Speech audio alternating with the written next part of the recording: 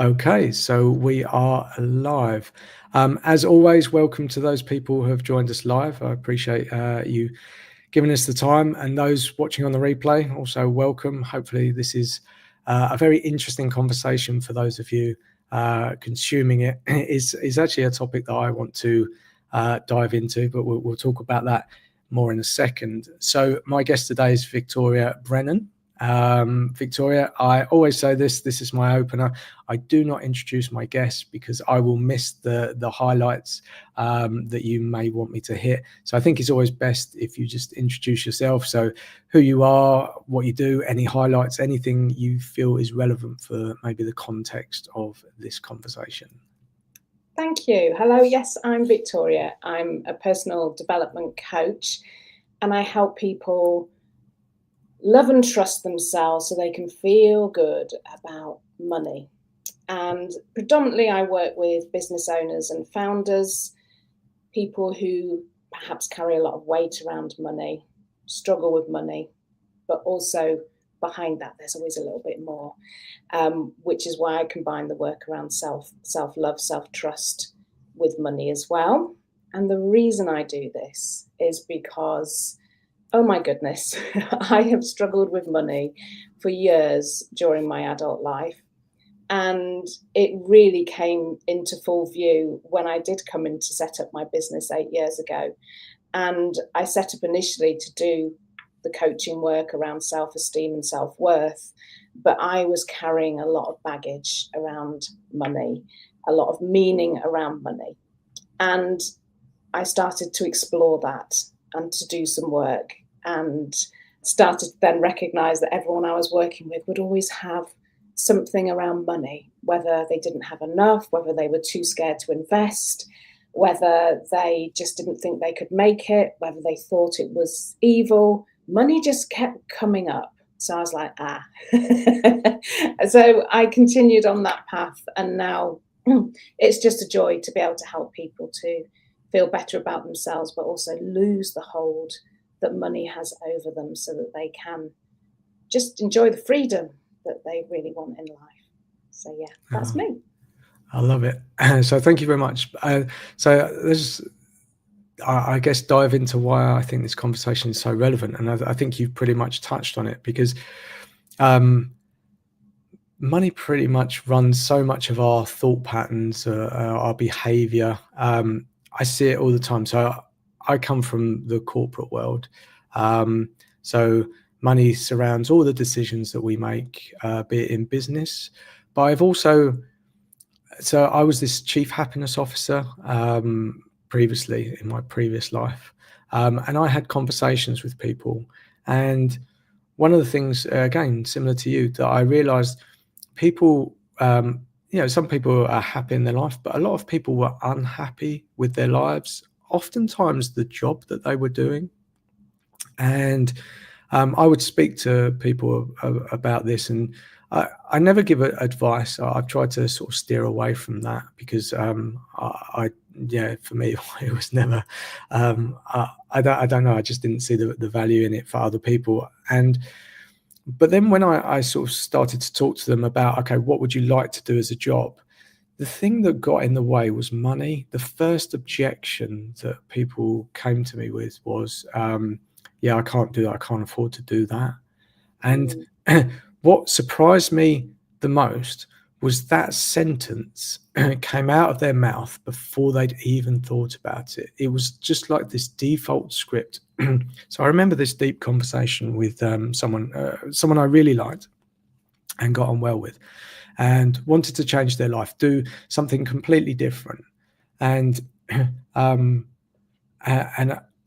he was going through a bad situation, and I could see that doing this other thing might bring him a lot of joy in his life. And I said, oh, maybe you go into that. And I understand switching careers might be a difficult thing. And I said, oh, what about, maybe switching? And he didn't even think about it. He said, oh, I can't afford to do that.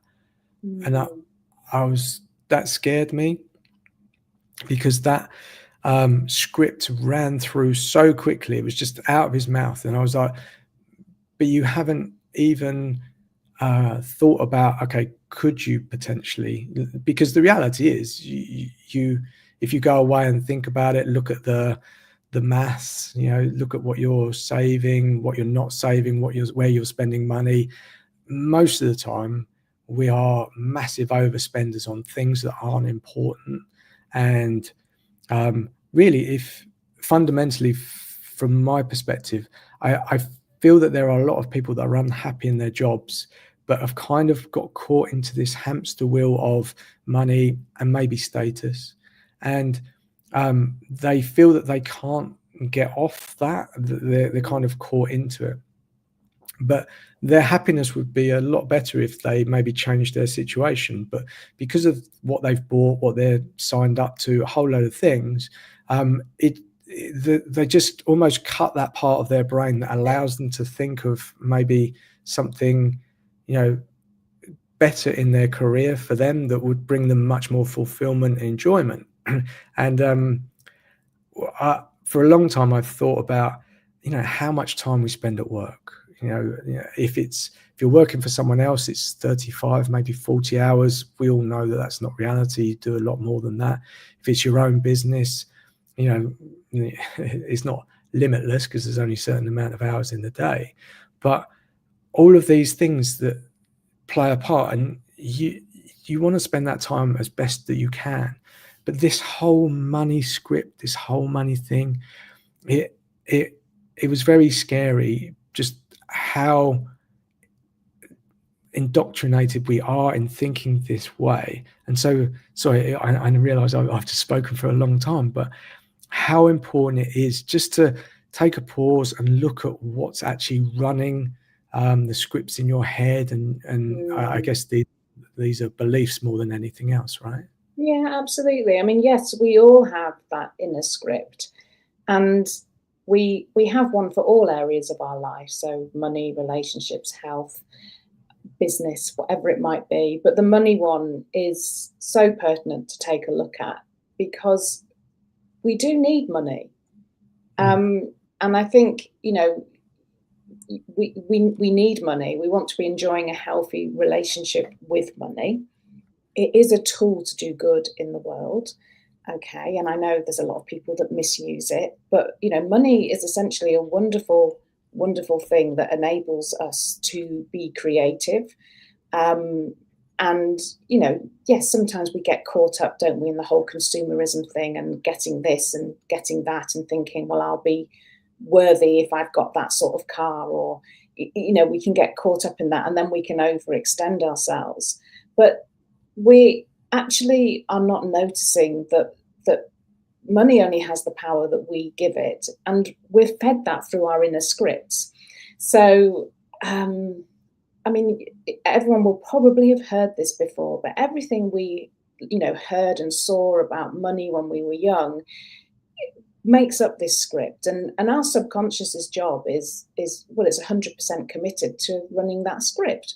So if you have a computer and it's programmed to do something and you ask it to do something different, you get an error message.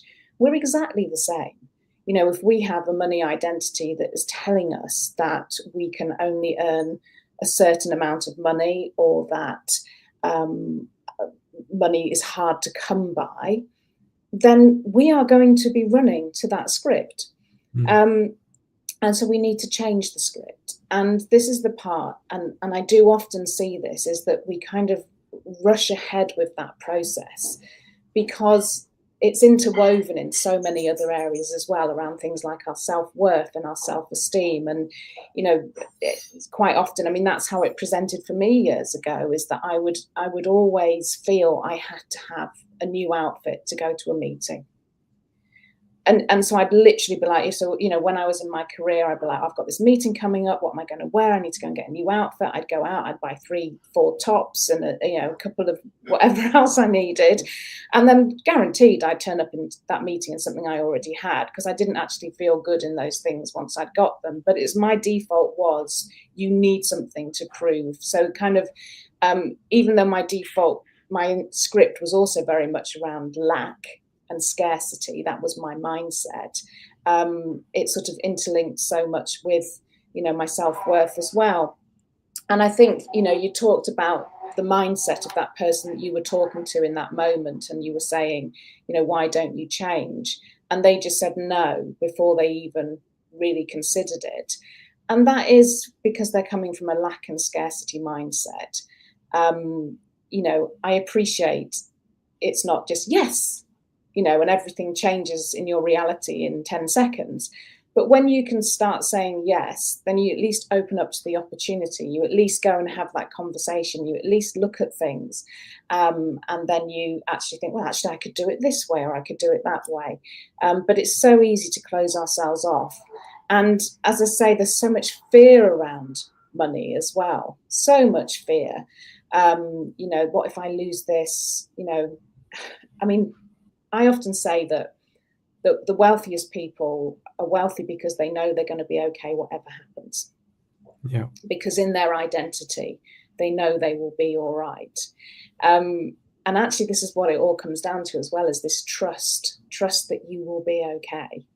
And we don't really have that. So there's that's why there's this connection between this relationship with self, and of course our money identity as well, which was programmed into us at a young age. Yes, Yeah. I don't know. Can you take anything from that? I think I'm just. I think I take too much from that, because I think the interesting part. So I've mentioned this before. I've been in therapy. So 10 years ago, I moved to Luxembourg. My life was upside down, and my partner at the time, she said, "Oh, I was quite."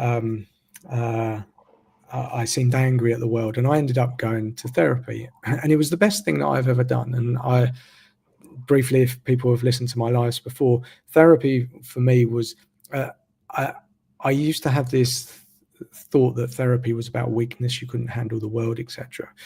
But actually, it was one of the best things, because my therapist said to me at the time, actually, you're very brave and courageous because you're spending time looking at yourself. Now, why I've mentioned that is because it basically put me on a journey of self-discovery, and understanding all of these scripts that run my life, who I thought I was, why I do certain things, the triggers, etc. And I found it such an enjoyable process. If you approach it not from a victim perspective, but more of curiosity and understanding it, you know, it doesn't always start that way. But I bring this back to the money conversation, because I've said for a long time, in schools we don't talk about money. Your parents don't necessarily talk to you about money. You internalize a lot of messages as a child with a child's brain. So in my world, a lot of the messages around my family were, okay, yeah, we don't have money. You know, we don't buy a new car every year. My dad used to buy a car every 8 years. We had to really think about spending any money. And it goes deeper than this in a personal level. I give this prime. This is my money thing. So I have an older brother. Because he was the first, he basically got all of the things first, because he naturally had to go through the first person at school, out of the family, etc. And I remember we lived in a 4-bedroom house. So again, we did have money. We just, I associated that we didn't, because, and it wasn't, I didn't create that. It was what I was seeing from the outside, and the scripts that my mum and dad were saying to me. Anyway, so we moved. So my brother moved up to the biggest bedroom, and I moved from a smaller bedroom to his old room, which was bigger. And then my mum and dad said, "Oh, you can decorate your bedroom." And I was like, wow, this feels fantastic. It was the first time I'd really come into contact with something being my own. I'd had hand-me-down clothes, etc. And so we went to this wallpaper shop. So I don't know if people still use wallpaper that much, but when I was a kid, it was quite a thing. And I remember going, so I don't know how old I was. I don't know, let's say 8, maybe younger, I'm not sure. And we went to this wallpaper shop, and I saw this wallpaper that was amazing. It was like rainbow sort of coloured, not really bright, but quite pale, and it was textured. And it was really amazing, and I absolutely loved it. There was no other wallpaper in that shop that I liked whatsoever. Everything else was a bit boring and a bit maybe adult. And I loved it. And I said to my parents, yeah, this is the one I want. And then my dad looked at it and went, oh, I don't know, that seems a lot of money. And I internalized that I wasn't worth it. Yeah. And I didn't know that until I did the work. Like I had to do a lot of deep thinking, get to that story. But I associated that I wasn't worth it. Yeah. And again, that's not what my mum and dad were saying. But with No. my brain, it was, as a child's brain, you go, okay, yeah, I wasn't worth it. And when it and again, most of these scripts are kind of invisible. You might hear them very faint, maybe a whisper, or they just might show up in unconscious behavior, I found. And I carried that for years and years. So when something came up, I go, it was like this thing that says, I'm not worth it. It's not worth me spending this money on myself. And you can see how that shows up. And we all have these. And why I say that is because what I loved about what you said earlier is that money is important, for us to live, etc. But we put it in the forefront of everything we do pretty much. Okay, I'm going to go on holiday. How much does it cost? I'm going to buy lunch. How much does it cost? I want to buy a new house or whatever. The first thing we often think about is, can I afford it, or where do I get the money from, etc.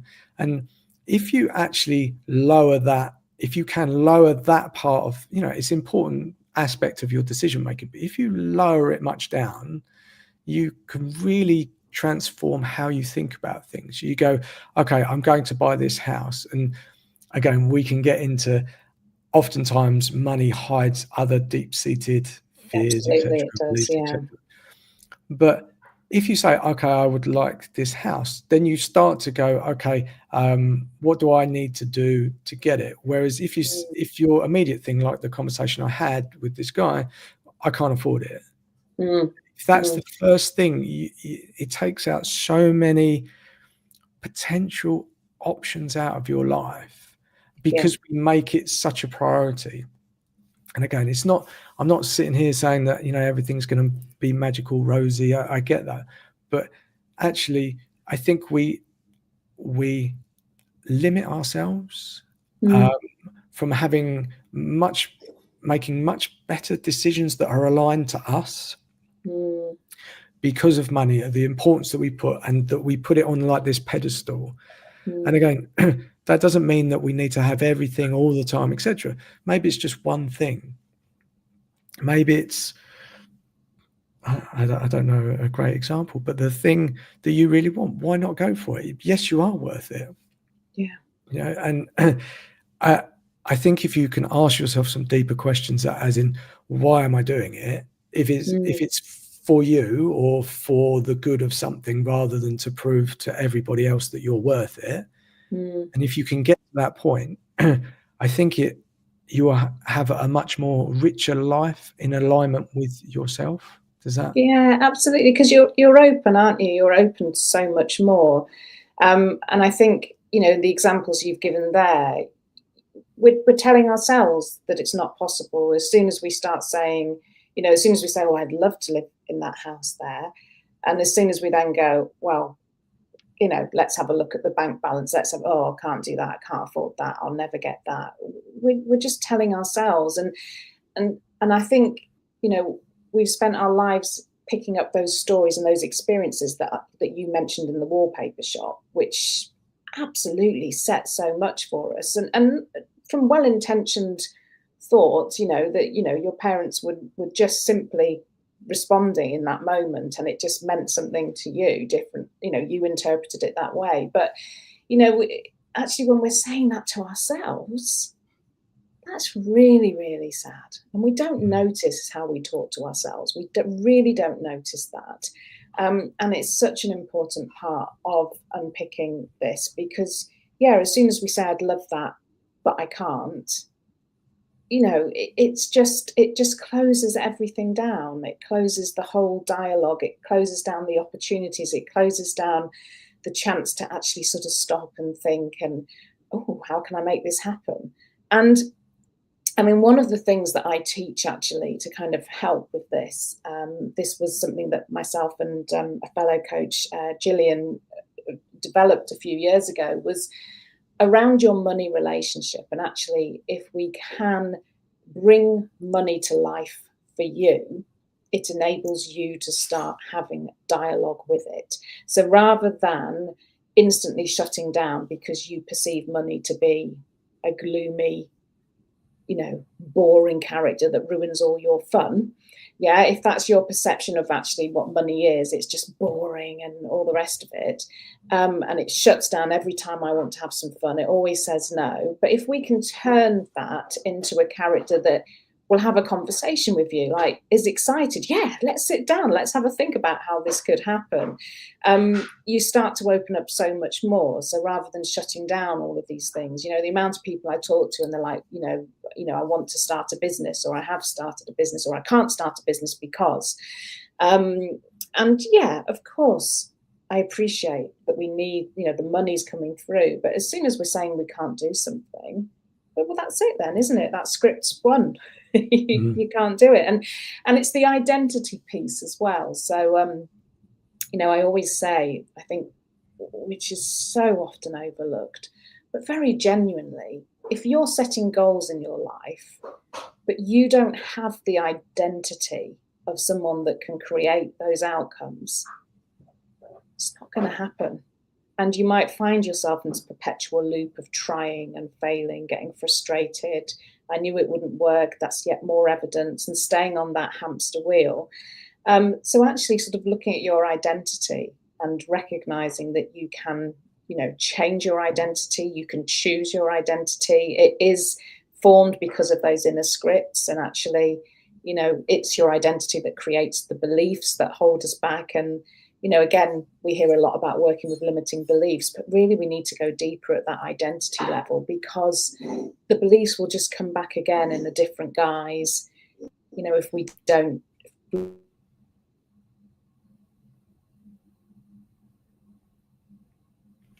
Sorry, it's gone a bit. Oh, am I back?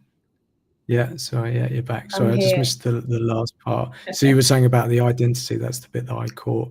Yeah. And it appears elsewhere if you try to ignore it. Well, yeah. So you have an identity, and so this sort of so often happens in things like weight loss, for example. This is a great one to give. A lot of people will set out to lose weight because they're not happy with how they look, and they do all the things, and they lose the weight, and they look fabulous. They feel fabulous. They know that they now need to eat better and all the behaviours. But 2 years later, the weight's back, and it's because their identity is actually they are a larger person. They perhaps grew up hearing stories like, people in our family tend to be bigger. You're always been bigger than your sister or your brother or whatever it might be. And so this has gone into their identity, and it's the same with money. But yeah, if we don't change that identity, we can change we can still change our behaviors. We can change what we're eating. We can change what we're, doing exercise wise, but we still come back. Yeah, and it's because of that identity piece. So, your money identity is so important to dig into. And it is all those stories and those experiences that you shared that do shape that for us. But we need to have that awareness and changing our mindset. We do this through repetition. So that, when we're in the wallpaper shop with our children and they say, I really like that wallpaper, Mum. And okay, you might in that moment not be able to afford it. Your response isn't, I don't think so, that's too much money. The response is, wow, that would look amazing on your walls. I'd love to get that up for you in a few months. But right now, I think we need, let's have a look at, let's work towards that. How can we get there? And then you're telling the child that, again, as you sort of start challenging your own stories, working through your own stories, you will change how you show up and how you are. And gosh, I can't remember your question, Colin. Sorry. No, you kind of answered it, but galore. So I've got three things I want to ask. So I don't know which is the best one. Well, let's just tackle them. Right. So the first one is, when people come to you, is that the first thing that you work on in terms of what their money identity is, or their identity in relation to money? Is that the first thing, or is it? So my second question is awareness. So I didn't know that these money scripts were playing a big part in my life. So I've always said, well, I've said recently, self-awareness is a superpower, because if you're aware that something's happening, then you can do something about it, or you can ignore it and just carry on as you are. But if you've got that awareness, it is the first part in order to change it or adapt it in the way that maybe suits you better. But most of the time we're so busy running around doing so much stuff that we don't want to sit with ourselves and see what's going on. And that's why I found it very useful to speak to someone else, like therapists, coaches, etc., because your dedicated time, they can kind of see into your soul a lot of times, pull out maybe uncomfortable things that you don't want to talk about.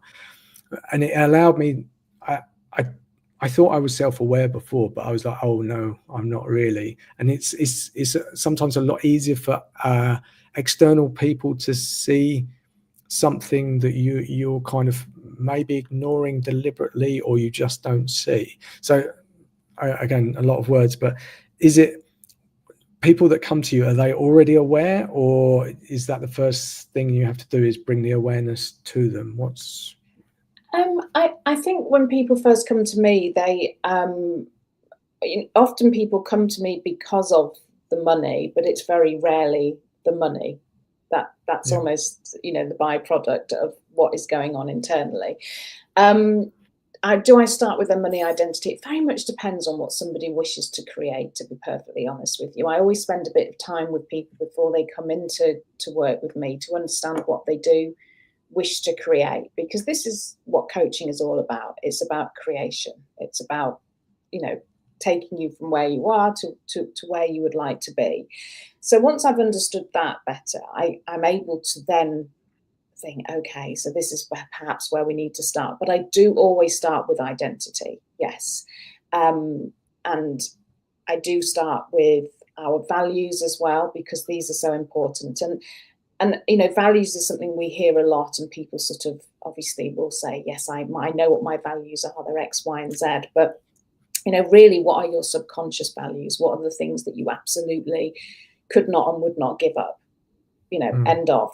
And so, so we do start there really for people. And so for some people, yes, it's about money and it's those money stories. But actually, as we start digging into those money stories and those experiences, something else will come out, as you say, the whole process. I mean, what I do is not therapy, but being heard is therapeutic. And as you sit and go through and look back and think, actually, yes, I had that experience. And, actually, when I was in school, I had this experience and these things shaped me. Then, we can start to see actually, so, in that moment, you're in the script decided, keep yourself safe, don't deviate from the script. This is what's meant for you. Or, it could be around visibility. There's always so many different aspects for people, which is why, I can do short bursts with people around money. So, someone could be saying, I'm struggling with money. And, just to be honest here, people struggle with money, even if they've got, I don't know, £5 million in the bank account, but they're wanting to get to 10 and they can't. They've got a sort of money thing going on. There's a block somewhere. Same way for perhaps an entrepreneur starting out and wanting to get to their first, good month, good quarter. And then, of course, somebody looking to change jobs and perhaps having to take a drop. Money is going to rear its head in all of those examples. So, I do work with people that can be quite short in terms of, let's look at your money relationship. Let's help guide you to create a new healthy relationship with money. And we'll do a small bit of coaching along the way. But honestly, my preference is to do a deeper dive with people because, as I say, it's not really about the money. That's showing up. Of course, they're getting the evidence, and that's what they're creating. But it is much deeper work. But it's so rewarding, as you say. It's It is. It's transformative, isn't it? Just to go deeper. Yeah. So this is something that we live in a world where the word hack seems to be all over the place, and we want quick results. We want everything to be done instantly. And, full disclosure, I was one of those people. I wanted to make a lot of money very fast. I wanted to be this confident, outgoing person immediately. And I agree with you in terms of some things can be shifted very quickly. You can shift a belief, and I know there's experts. I've seen them do it, and you can shift some core belief just by asking the right question in the right way, and you can shift that. But the reality is, so I'm 47 now, so I've had 47 years of scripts, and the way that my brain sees things, my perspective on life has been based on 47 years. Now, some of those are good, some of those maybe are not so good, but it takes time, it takes practice to unwire some of those beliefs as well. And like you said, it's not really about money. Money might be the entry point for a lot of this because, and again, it's very useful, I think, in many ways, because it's such a common thing, because we're surrounded by it, and we use it as excuses. We use it as so many things. It's a way for people to almost get aware that something's going on, and ultimately it's not about the money, but you can bring that into focus and then look at the other stuff. And I think, spending that time just to understand who you are, and you touched on this point about values, and I think this is, in my own world, this is super interesting, because I had an exercise about 3-4 years ago to define my values, and I was doing this journal. It was I can't remember. I think it was a 5-minute journal, and you had to set up what your values were at the beginning of the book. And it gave you examples of something like 30 or 40 values. And I looked down that list, and you had to basically get down to, I think it was 3 or 5 values. And so you kind of you cross out the ones that don't resonate with you. And then the ones that do resonate with you, you kind of tick them. Then you have to filter them down, and then you have to keep going. And I really struggled to find what my values were. And it's only over the last couple of years that the values that I was picking, that I felt something about them, but they weren't my values. They were my parents' values. And I was like, oh, okay. And then when I picked my own values, I felt super guilty because they weren't always aligned with my parents. And that's really strange. There's such a, we do a lot because we want to please our parents, impress our parents, or the people around us, and the people in our immediate environment. We take on their values, or we want to impress them, and we can pick them, but that we're not aligned with them, because I think we have a set of values. And I think sometimes I'm really not an expert in values. I've been through some of this, and I can only speak to my experience, but sometimes the values sort of change priority, depending on what stage you are in your life or something, or maybe you've worked on one of them and that's okay, and that's stable, and now you need to work on another, so it becomes priority for the next however long. But being able to get to your values, for me, certainly wasn't easy. I still don't know that I know them.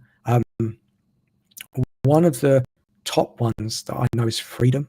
And it took me a long time to get to that, because there's a lot of confusion around it. Like I said, like, whose values are they? And again, I had to work with coaches. I had to work with people that could question me. And it's really strange that when you feel that guilt, that one of the values that you're picking is someone else's, and then you're giving it away, because again, we talked about children, and and I've got small children now, and I'm very conscious of how, the way we used to think about kids is, okay, you teach them your values and then they carry those on. And now I come to realize that they'll have their own value, but if I keep forcing my own values on them, it's going to be harder for them to realize what their values are. And again, my values for my parents were very good values, like they're not. and I think that sometimes can be even harder, because you go, oh yeah, that's a value, it's a good value, I'm going to be a good person. And then when you don't, and all these internal conflicts show up. However, so all of that, for me, that is one of the greatest bits of work that you can do, because I think it's very closely linked to identity. I don't know how you would see that, but your values kind of define everything else. Once you kind of get to those, and again, they don't have to stay for the rest of your life, but if you can get to them and find truly that that's what it is, and it's alignment with you. And I think there's a lot of asking why that is, and that can be painful, or it can be just hard to do. Once you're there, everything else seems a little bit easier. You've kind of got this foundation in most situations to go, okay, this is this, etc. It makes a lot more sense. So Absolutely. again, but it really does. It's this whole piece around self-acceptance as well, because we are, we come into this world and we're put in boxes, aren't we? We spend our whole lives being, whether that's through our parents and really well-intentioned advice and from a place of love, but then we go into school systems and, we meet friends, and, they'll bring their parents' stories into how they show up.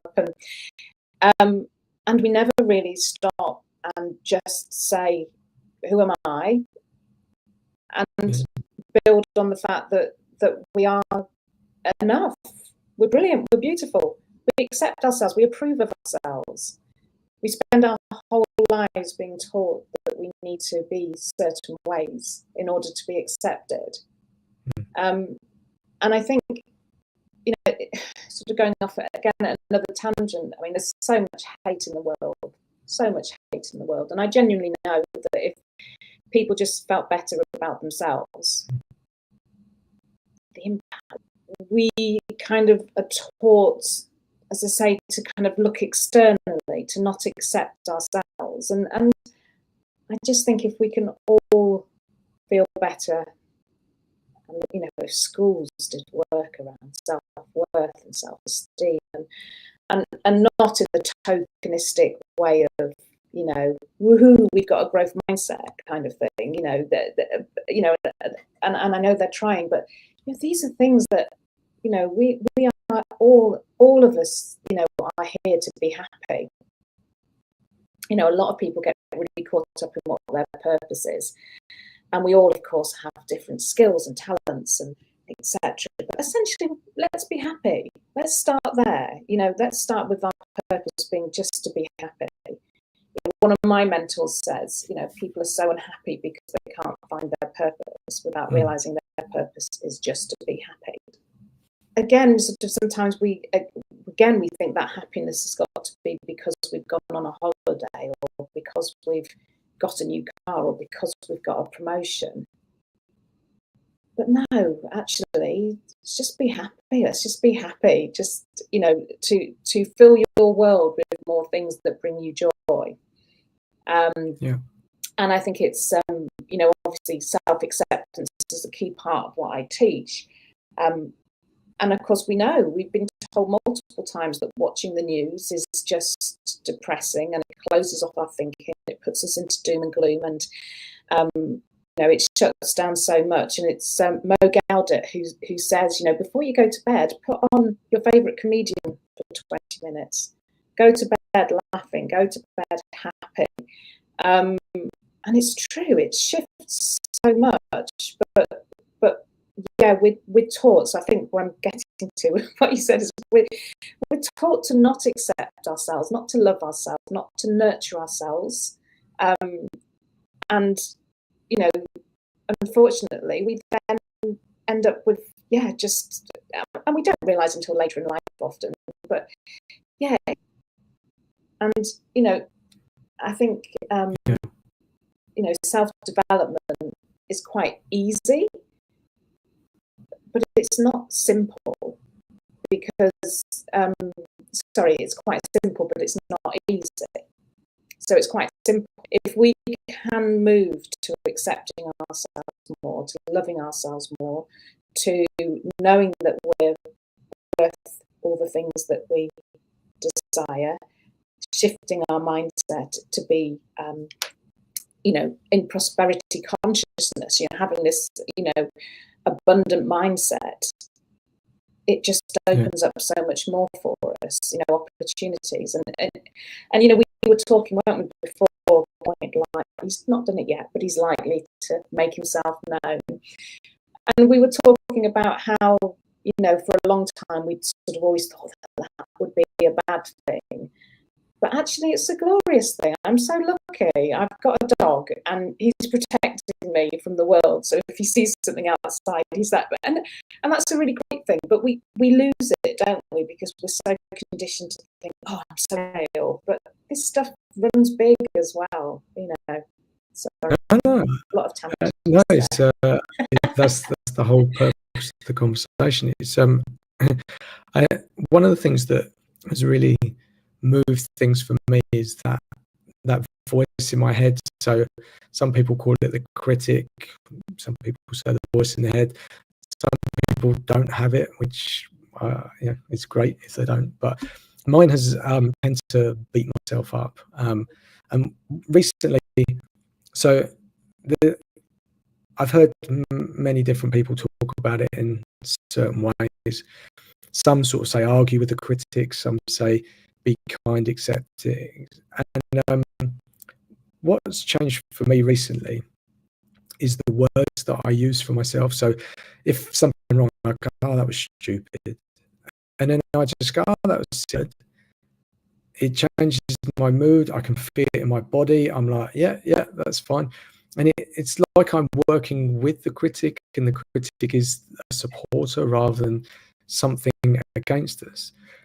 And we often see people, certainly you might see it in offices, people are being really hard or really mean or whatever it is.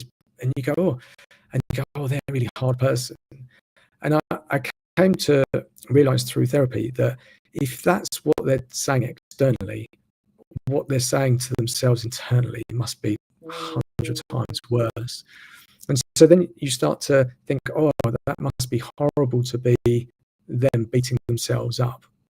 And then to your point, if we can just start to be a little bit easier and kinder to ourselves, and that means the scripts that we're playing or the voice that we're playing in our head, everything becomes a lot easier, I believe. And a side point, things like the news and social media, and I don't want to beat up on social media because the fact that we're having this conversation is on social media platform. So it has its good and bad things, but I think for a long time, you know, and I was victim to this. So I'll give you an example.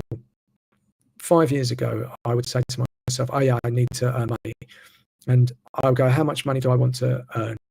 And I'd go 10,000 a week. And I was like, no, 20,000. From nowhere. I'm like, why? I don't need that sort of money to live the great life that I'm living.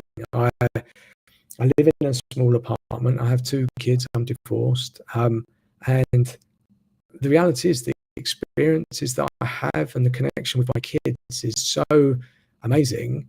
And actually, I've found that I've never really been someone that's consumed a lot of things. Even when I was earning very good money that most people would be very happy with, I ended up just having that money and I could just pretty much buy most things that I really wanted, but I didn't really want anything. And I found that, to be honest, most of my happiness comes from the connection with the kids, feeling good about myself, not rushing around. So we're very quick to add to our lives, but I think actually we should first ask what we should take away. And because I think, again, it's easy to sort of say, you know, we buy a car because it might give us a bit of joy, or we're trying to show off, or it could be a lot of reasons. It might be, so I love cars. I absolutely love cars, and I would like to drive loads of cars. But is it going to change my world? Is it, you know? So I thought about a car the other day. Would I like to have a car that I really desire, or would I like to, at the end of the year, take my kids on a holiday? And to be honest, the connection I had with my kids on the last holiday was amazing. And I would get joy out of the car because I love cars, but it couldn't beat that other. And it's not that we can't have everything. I think some of those money blocks are actually holding us back from having a lot of the things that we desire.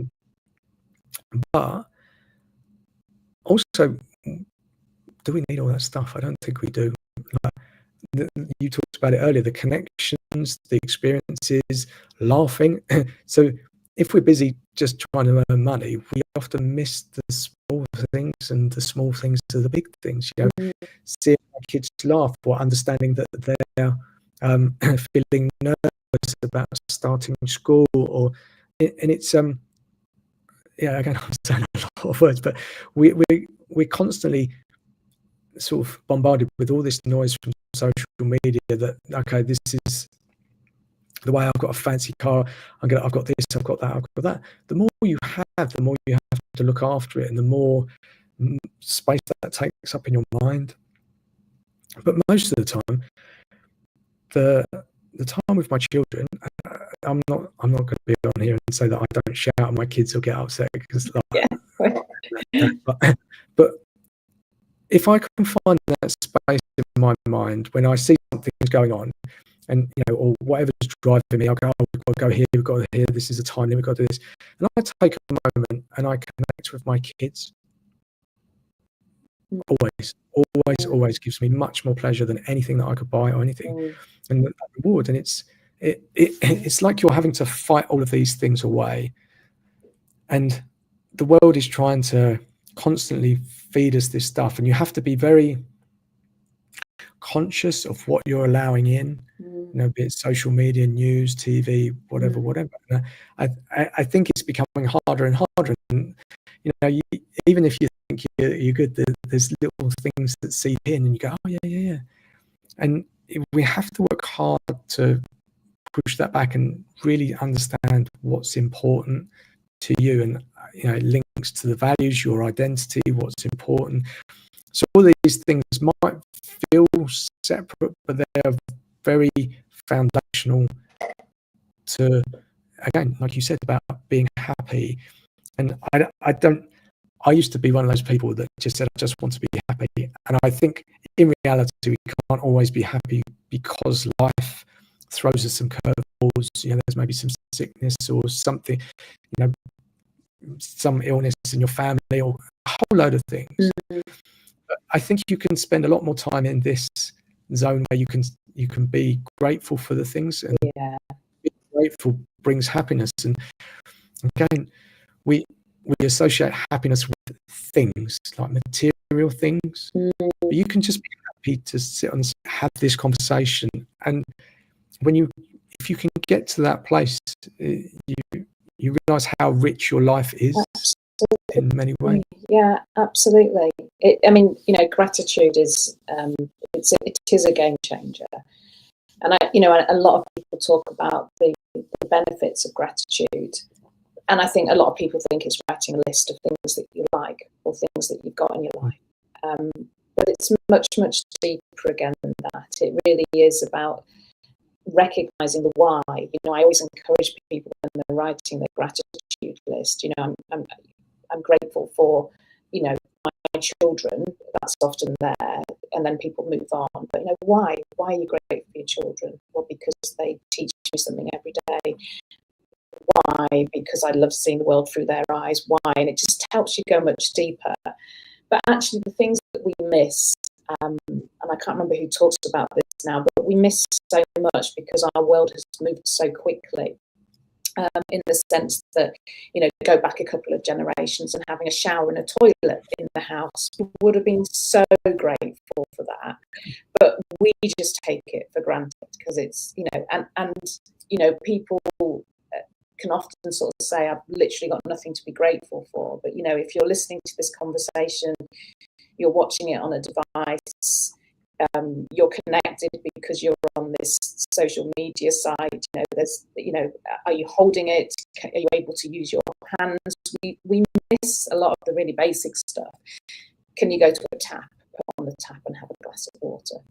I mean, that's what's keeping us alive, isn't it? So we do miss a lot. We miss an awful lot because our lives do move so fast, and things, it has moved very fast.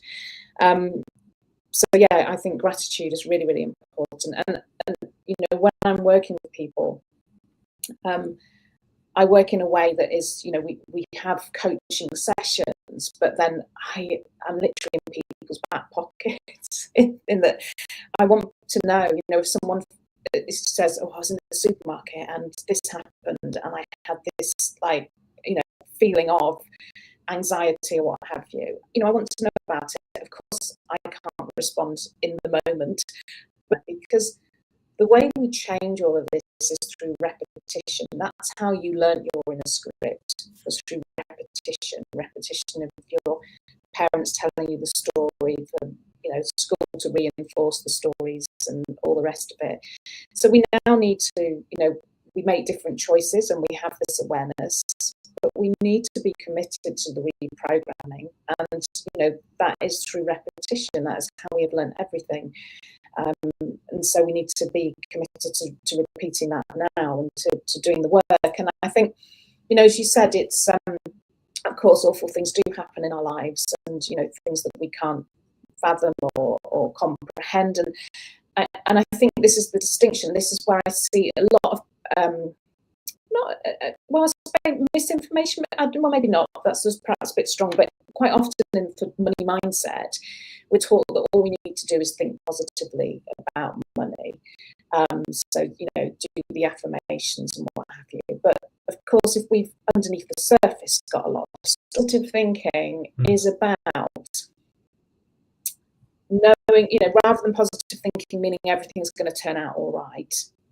Positive thinking is about building the resilience, the self-love, to know that it doesn't matter how things turn out, you will be okay.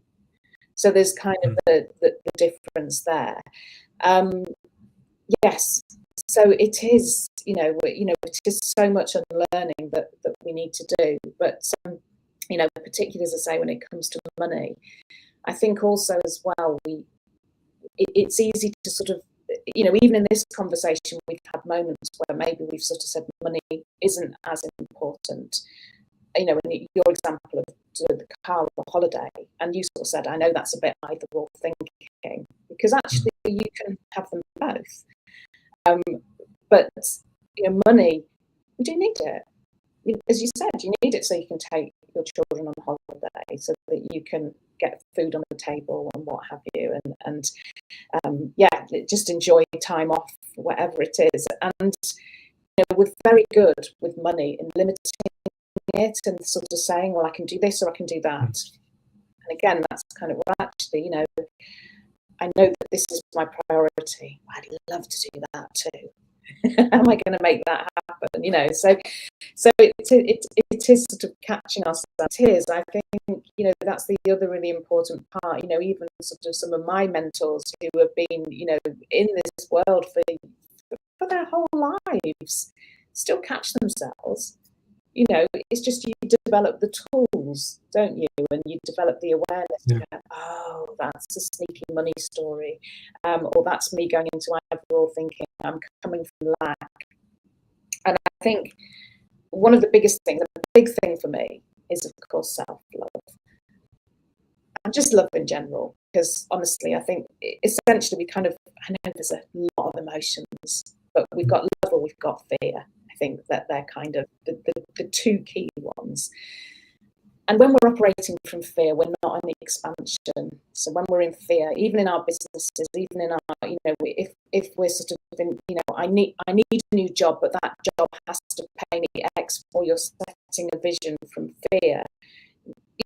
If I love helping people and that organisation would really help me serve more in my skill set or bring me more joy, we're leading with service and we're coming from a place of love, and we're going to be rewarded on the energy behind that. Okay, that's the distinction. We're so used to having a hold over us, money being heavy, money being a barrier, money being something we have to have, that we sort of lose ourselves in the fear, and we kind of set a lot of our goals, etc., from fear as well. Yeah, so first of all, thank you, because you've actually highlighted to me that I've probably still got a money block sitting there, especially about the holiday and the car things, which I love these conversations when I can see that there's something I maybe need to work on myself as well. So thank you. That's maybe you and I need to do some work after this. Second of all, yeah, that so I haven't really touched on it, but it sort of enters into this world. I want to say woo, and I say that because sometimes people don't like to talk about it, but money is energy, and we say, if you're vibrating at the right level, then you do attract these things. And when we have these certain emotions, like you say, fear, you're never going to be, attracting money. It's like this thing that you're pushing it away. You're not really working at the right level. And again, if you spend your whole life worrying, fearing about money, that it's not going to be there, and again, a lot of that might have been out of your control, and it's just scripts that you've learned. It kind of ties back to something I've wanted to say ever since you introduced yourself and who you work with. You work with people that have owned their businesses, and they're in business. They're already, from the outside, might seem successful, and they're making money, but actually there's still a block. It's not one and done. And like you said, with your mentors, etc., there are these things that crop up, and it's very interesting because from the outside world, let's say someone's owned their own business. It's not an easy thing to do anyway, and it's successful and it's still running, but they can't break the ceiling of a certain amount of revenue or profit or whatever. There are scripts that run in all of us, and it's understanding what they are, and where are you starting from? Are you starting from a place of fear, or, like you said quite a few times, lack, etc.? And understanding that, and when we say lack, it always makes us seem like we're starting from zero, or less than. We've got less than zero in terms of savings and money, but it happens at all different levels, and it can be, okay, you've got here, but you can actually smash through that in so many ways. So I say that because I find it very interesting. I think a lot of people think, this conversation for people that are bad with money, or have no money, or have got loads of money on credit card. It's not. It's for everybody in different stages, in different places, and it fundamentally comes down to, okay, again, your identity and your relationship with money, and how that is, and the energy that you're showing up, and and I find that super interesting. That it's not one type of person; it's many in different situations, but it all starts with that awareness of what you're doing and how you're doing it. So yeah, it has so many impacts in so many different ways. Yeah, it really does. And as you're so right, our thoughts create our feelings create our vibration creates our frequency. And if we do go woo for a moment, the universe does not speak English. It doesn't speak any language. It will speak only in frequency. And yes, so often when we are it's the energy we give out, isn't it? We're closed off, we're worried. I mean, I was taught to worry about money. That was one of my biggest learnings. And I grew up in a house. I was well looked after, well cared for. My parents did an amazing job, but they brought their money stories from their caregivers, and for me, I knew money was a worry. I knew it caused stress. And so, I held on to that energetically. This thing called money creates stress, and actually that's quite normal behaviour. It's what's expected of me. And actually, we hit time.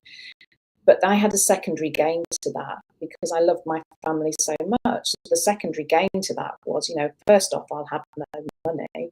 And second off, not having money means I'm part of the family because I want to be people like them and I want to be like them.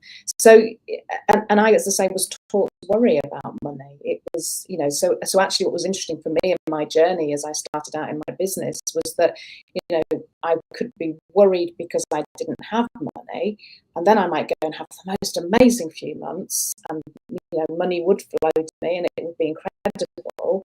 But literally within 5 minutes of it landing, I'd be like, oh, what am I going to do next month? Or this is only going to last for so many months. So I would go back into that pattern. So whilst you can, of course, you can create and you can attract when you're in the a sort of lower vibration. You can still do it, but you never move past. You never get into that really expansive mindset and creative energy, and that's what's really so important. And as I say, that comes from love. It doesn't come from fear. This sort of blueprint that tells us otherwise. Yeah. So I'm going to ask you a personal thing. So I'm going to put out some information. So the job that I'm doing now is a job. I love it, absolutely. Having these conversations, bringing awareness, etc. So I was made unemployed about 18 months ago, and I had some unemployment. I live in Luxembourg. It's very good in terms of they support you for a year financially, very, very well. I'm so grateful for the government and what they do. As part of that, they helped you start your own business. I started my own business. I wanted to be a consultant to effectively help leaders connect with their people. And I don't know if it was the right or wrong thing, people weren't buying, or the way I was messaging myself, etc. I went through quite a long period, let's say about 2 months of feeling quite lost. I had coaches, I signed up for a marketing course, etc. And at some point, I kept bouncing between these people, trying to please them about what I was going to do or how I was going to do it. And I felt so lost. And then I knew that my money was running out. I was coming to the end. And I said to myself, okay, I got so frustrated that I said all I was going to do is 2 LinkedIn Lives a week, based really around people and business, because those are areas that I think about optimizing things, etc. But at the heart of it, it's really around people. And I said I was going to do this, but then that didn't bring in any money. Fortunately, at the time, I had some money come in that I was unexpected. It was a sale of a property, and it brought me enough money that I could do this for a year. And the reason I've said I will do that for a year is because this pressure it built up in my head. Oh, I need to make the rent here. I need to do this. I need to do this. And it started driving a lot of my decisions. And I wasn't going to do this because I was like, okay, how can I monetize this? How can I make this into a business? And I made the decision for 1 year to self-fund. And that's going to cost me quite a lot of money. There's nothing else coming in. But I removed that money pressure. For a while, I felt hugely grateful for that ability to do that. I'm very fortunate to be in that situation. And it allows me to do the thing that I want to do and create opportunities, create conversations without worrying about the money, the thing that was driving me before. I felt very comfortable with that because it really has opened up the world for me in terms of connecting with people like you, having these conversations, not doing all the shiny things, just focusing on this. Having said what you said previously to me before, do you think there's something in that that I'm not considering? Am I doing something from your perspective? Am I avoiding, or am I doing something wise? What's I any think thoughts? I don't think you are. I think you're trusting. And I think that's the distinction, because as you spoke before about how initially it was around sort of, the drive for the sort of how will it make money, etc., etc. And you kind of said that you were stuck listening to other people. But this is you trusting you, isn't it? Yes. So this is you being true to yourself. And I think, that is a beautiful, beautiful thing. And opportunities come from that. And I think you did mention a little earlier around letting go. And I think it is, we do need to let go of expectation and attachment. And and that's when we can breathe. That's when we can smile. And actually, that's when we are in a more creative energy. So I don't think you're ignoring it at all, but not being attached to an outcome to make money has created so much for you. But doesn't mean you're not open to it still rocking up, turning up in your life in beautiful ways. In fact, that's exactly what happened that enabled you to follow this path. So for me, that's you trusting you, and that's what this is all about, really. Amazing. So thank you very much. It's always great to get someone else's perspective, and especially an expert like you. So I think that's a perfect place to end it. I know we've gone over the hour. Honestly, there's so many different ways that we can talk about this, but maybe we do a round two because it's super fun Maybe, for yeah. me. What I love about this conversation, anyone coming into this, maybe was attracted to the word money and mindset, etc. But it's so much more than money. And money is the starting point. It's the thing over here. But the reality is it can lead to something so beautiful over here. And if that's the entry point, that makes sense. And I think it's amazing what you're doing. I think more people should, reach out to people like you that are helping people that have been through it, going through it, just understanding what's going on and bringing this awareness. And so thank you for what you do. I hope that people paying attention to this conversation, reach out to you and, contact you, even if it's just to follow you and get some ideas of what you're about. And then, and if they want to go deeper, obviously contact you for maybe signing up for the things that you offer. But thank you so much. Thank you for giving me your time. It was a real pleasure. Again, you've opened my eyes to maybe some of the blocks in my life where even I consider myself quite aware, and it's not always the case. So yeah, got some work to do, and maybe a private conversation after this for sure. But where is the best place for people to find you? I found you on LinkedIn. Is that the best place, or a website, or?